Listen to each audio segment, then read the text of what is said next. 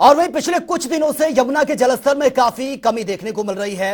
इससे कि इंद्री में भी बाढ़ के पानी से लोगों को थोड़ी राहत मिली है। इससे पानी ने भूमि कटाव यहां पर शुरू कर दिया था, जिससे किसानों की चिंता लगातार बढ़ रही थी। किसान इस कटाव को रोकने का प्रयास कर रहे हैं, लेकिन पर्याप्त साधन न होने की वजह से किसान कटाव को नहीं रोक पाए और इस बारे में प्रशासन को सूचित किया गया, लेकिन मामले में प्रशासन कोई भी रुचि दिखाता हुआ नजर नहीं आया। देखिए हमारे संवाददाता विजय कंबोज की खास रिपोर्ट।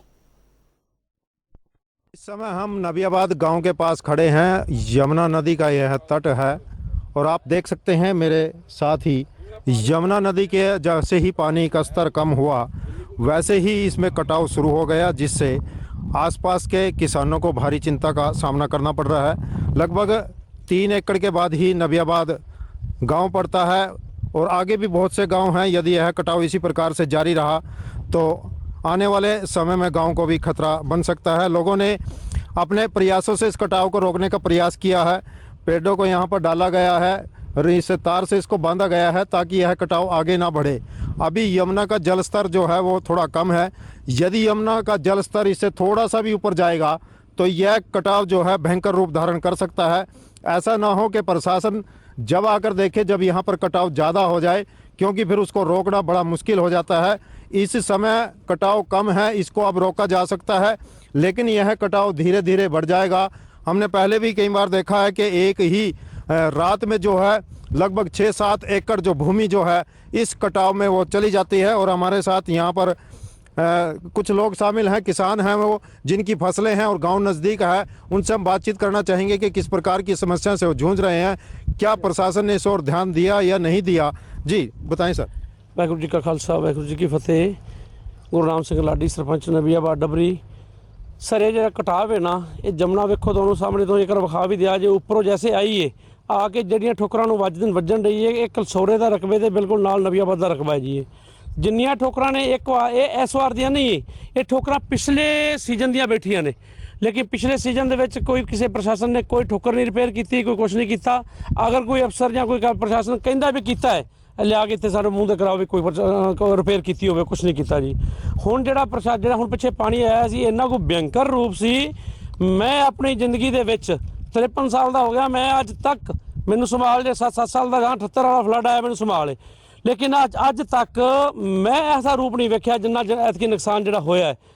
बाहर जिमींदार का जिहड़ा है अंदरला तुहानूं विखाण लगे हुण ठोकरां जिहड़ियां ने, ये ठोकरां दा अगर जाल बज के ठोकर बजदी ते ठोकर ना बिल्कुल टुटदी।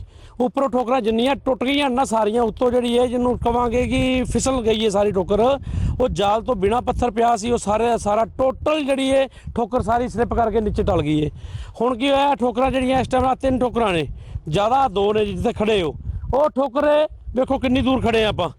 इस ठोकर के उत्ते सारी ठोकर लपेटे जा गई है। इस तो अगली ठोकर जी है वह भी नाल लपेटे च। लेकिन कारण की है, ये वास्ते अज सानू 4 दिन हो गए ने दुहाई दिंदियां नूं। बाबा जी की SDM नाल गल हुई, इंद्री साहब नाल, इंद्री नाल भी वो कहन लगे जी पेडे कट्टन की परमिशन नहीं दिंदे पए। हुण परमिशन मिली है कि नहीं मिली, हुण पेडे जिहड़े ने कोई जिहड़े इन्ना कोई 10-15 पेडे आए ने हुण, लेकिन पेडे आए ने छोटे, यानी कि एक पेडे का वड्डे का जिवें डाहण वढ़ देन ना, पेडा शायद ना वढ़दे हुण डाहण वढ़दे हुण, जाके वेखे नहीं।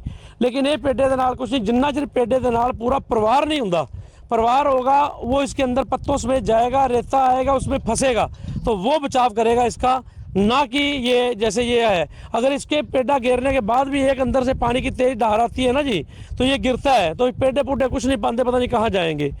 ये 2 ठोकरों जाने, अगर ये बाईपास करती है, दोनों बाईपास हो ही गई, करनी क्या है जी, लगभग हो ही पड़ी है। एक पानी जैसे जिस दिन बरसात होगी उस दिन बाईपास मिल ही पाएगी ये। और उसके बाद नबियाबाद गांव, ये सामने नबियाबाद गांव दिखाई दे रहा है, यहाँ से चौथा किला नबियाबाद गांव है जी। नबियाबाद जाएगा गुरुद्वारे को भी खतरा हो सकता है, ये बिल्कुल आगे है सारा। प्रशासन से ये 2 हाथ जोड़ गुहार है, ये बेनती है कि सर आज तक हमारे को आपका साथ मिलता रहा है, बचाते रहे हो, अब भी हमारे को बचाओ। हम बड़ी इस टाइम जो बड़ी दुविधा के अंदर फंसे हुए हैं। एक तो हमारी दुविधा होगी ये जमुना की जो ठोकर कटने वाली है, ये दूसरी जो किसानों की जो हमारी प्रॉब्लम इस बार हुई है। मैं जो चीज़ अभी कह रहा था कि मैंने इतना भयंकर रूप माता का कभी नहीं देखा, ये सामने दिखा दो एक बार, ये गन्ना इधर, ये गन्ना जो सामने है सारा ऐसे ही। ये एक तो होता है मटरेत, जो मिट्टी चिकनी मिट्टी डाल जाए तो जिम्मेदार की जो है ना फसल बन जाती है। इसके अंदर कहीं पे 2 फुट, कहीं पे 2.5 फुट, कहीं पे 3 फुट। ये तो गन्ने में प्लेन जगह पे जाके देखोगे तो वो ऐसा लगता है जैसे कहीं राजस्थान में आ गए हैं। जो प्लाट पूरा ऐसे दिखता है 3-3 फुट जो है ना जी, मतलब उसके ऊपर रेत डाल गई है। अब जितनी देर प्रशासन से बेनती है, डीसी साहब से भी एक रिक्वेस्ट, आप माइनिंग वालों को बोल के, हमारे को कोई ये लालच नहीं है भी वो बिकेगा करेगा, जैसे भी हमारा उसका साधन हो सकता है वो ऊपर से 2-2 3-3 फुट उठानी पड़ेगी। अगर वो किसी जिम्मेदार को नहीं उठती ना जी, तो जीरी तो हमारी लगी नहीं है जी। मैं कहता हूँ हमारे को गेहूं का भी कोई आके ये नहीं लग रहा भी हमारी गेहूं भी बो सकते हैं कि नहीं बो सकते हम। इंद्री से जनता टीवी के लिए विजय काम्बोज।